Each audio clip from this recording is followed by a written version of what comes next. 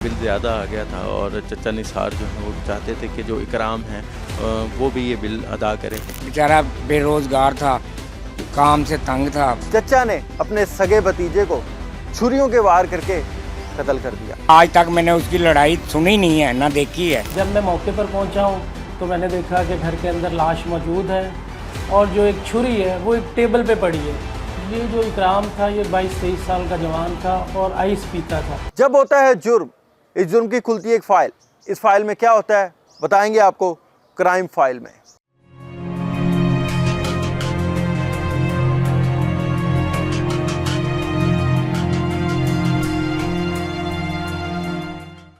आज की crime file खुली है एक ऐसे अंदोनाक वाक़े के बारे में जहां पर चचा ने मामूली से बिल के ऊपर अपने सगे भतीजे को छुरियों के वार करके कत्ल कर दिया।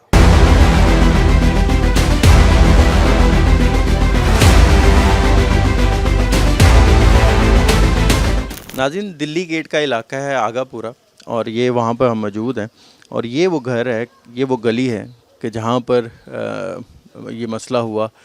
यहाँ पर बुरसान है और जो वो बता रहे हैं कि मामूली से सिर्फ बिल के ऊपर लड़ाई हुई जो कि बड़ी है कि बिल ज़्यादा आ गया था और चचा निसार जो हैं वो चाहते थे कि जो इकराम है वो भी ये बिल अदा करे, जिसके ऊपर बात बढ़ते बढ़ते वो गली में आई और यहाँ पर जो है छुरियों के वार करके मुबैना तौर पे निसार ने अपने ही सगे भतीजे इकराम को बेदर्दी से कत्ल कर दिया।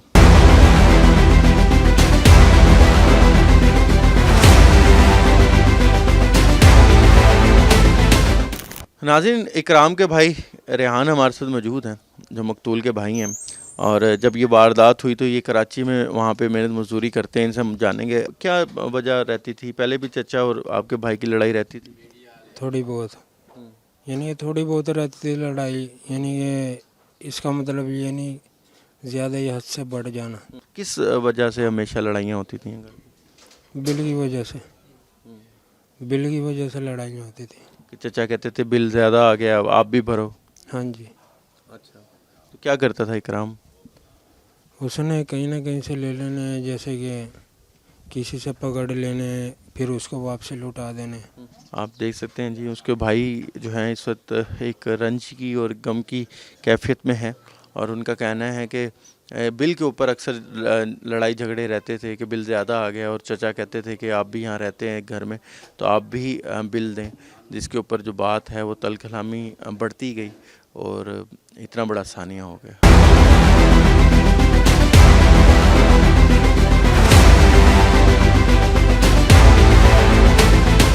नाज़रीन, अहले इलाका हमारे साथ मौजूद हैं, इनसे हम बात करेंगे। अस्सलाम वालेकुम। वालेकुम सलाम। मुबैना तौर पे कातिल है निसार, कैसा शख्स था? मोहल्ले में रहना ज़ाहिर है आपको पता होगा।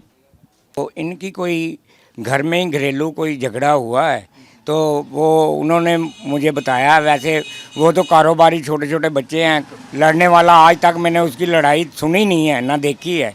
लेकिन बात यह है कि वो ऐसा कोई चक्कर बना, इनका कोई मसला मसाइल आपस में हुआ। मैं सुबह आया ना तो मुझे दुकान पे पता चला कि यहाँ गली में कत्ल हो गया है इकराम का।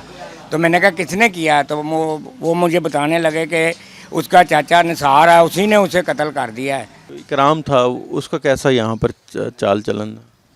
चाल चलन जैसे लड़के होते हैं ऐसे ही है। बेचारा बेरोजगार था, काम से तंग था, कभी किसी से कोई खा पी ली चीज़, कभी किसी से झगड़ा कर लिया, कभी कुछ कर लिया, लेकिन दिल का बुरा नहीं था। यहाँ पर जो अहले इलाके हैं ज़ाहिर है सभी काफ़ी ज़्यादा सोगवार हैं और उनका कहना है कि इस तरह का जो वाक़या है पहले हुआ नहीं था यहाँ पे, लेकिन ये जो घर में ज़ाहिर है जो बिजली के बिलों के ऊपर, महंगाई के ऊपर लड़ाई हुई और बात जो है वो इस तक बढ़ गई।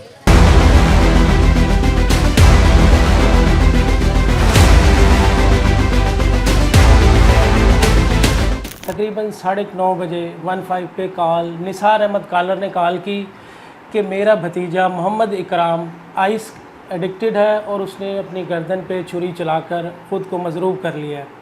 जब मैं मौके पर पहुंचा हूं तो मैंने देखा कि घर के अंदर लाश मौजूद है और जो एक छुरी है वो एक टेबल पे पड़ी है, जिससे मुझे थोड़ा शक हुआ। मैंने कॉलर से पूछा कि ये छुरी ऊपर कैसे पहुंची है। जब कोई बंदा ज़ख्मी होता है या अचानक उसको कुछ हो जाता है तो वो चीज़ें बिखर जाती हैं, ये ऊपर कैसे आ गई? तो उसने कहा जी मैंने उठा के रखी है। जिससे मुझे थोड़ा सा शक हुआ। फिर हमने दाएं बाएं बाहर निकल के देखा तो हमें एक कैमरा मिल गया जिसमें हमें CCTV फुटेज दस्तयाब हो गई, तो जिससे ये ख़ुदकुशी जो है वो कत्ल में कन्वर्ट हो गई। ये जो इकराम था ये 22-23 साल का जवान था और आइस पीता था और इसी की वजह से पैसों का के पैसे मांगता था उससे, कभी वो दे देता था, उस रोज़ उसने नहीं दिए। जायदाद भी इनकी इकट्ठी है, वो भी थोड़ा सा इशू है।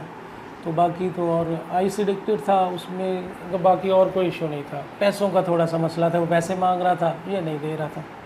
बाकी मुलज़म हमारी कस्टडी में है, रिमांड पर है और मज़ीद तफ्तीश हो रही है। इंशाल्लाह इसको जल्द अज जल्द हम मेरिट पर यकसू करेंगे।